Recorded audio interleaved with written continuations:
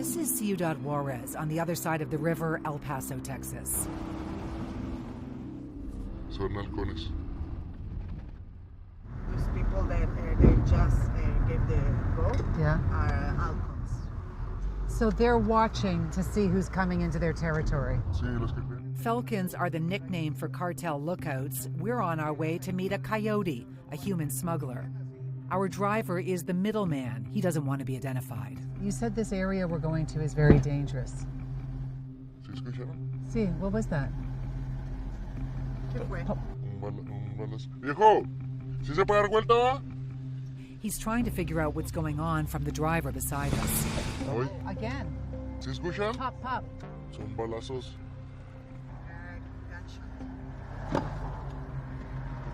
He puts his seatbelt on for the gunshots. Sí, se escuchan todos los días así, pero son ejecuciones. Our friend here knows how to interpret the gunfire in this city. The two pop-pops that we heard, he said if it was a gunfight between cartels, it would have been a lot more. And so he believes that those were the sounds of an execution. He seems really nervous coming into this area. We are entering in a risky situation, for sure. We have to turn the camera off until we get into a cluttered, walled-in backyard to interview a man who earns a living smuggling humans. Producer Maria Teresa Scotti and I help him with his mask. He checks to make sure he can't be identified. He tells me to call him Damien.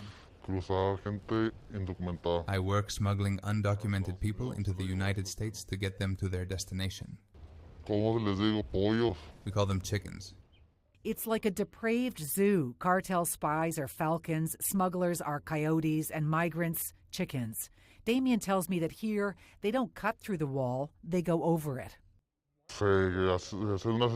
Sometimes we use ladders, long ladders, or others made of rope. How much does it cost for someone to hire you? $8,000, $10,000. $8,000, $10,000. You're telling me that each migrant is paying $8,000 to $10,000. What do they get for that money? Son varios gastos. There are various prices because a fee is charged for everything. Llevarte hasta donde quieres. I take you where you want to go, to whatever city you want to go to. It is my mission to fulfill you. But often migrants are just dumped on the U.S. side and left to fend for themselves. And this is what happens if they don't have the money to pay for that crossing. Disturbing photos released by the U.S. Department of Homeland Security showing what the cartel did to 13 migrants who were rescued in a stash house after being kidnapped, tortured, and extorted. Migrants are now stuck in Mexico longer because of new rules that took effect in June. Those caught sneaking across the border are no longer allowed to claim asylum. Instead, they're detained and deported.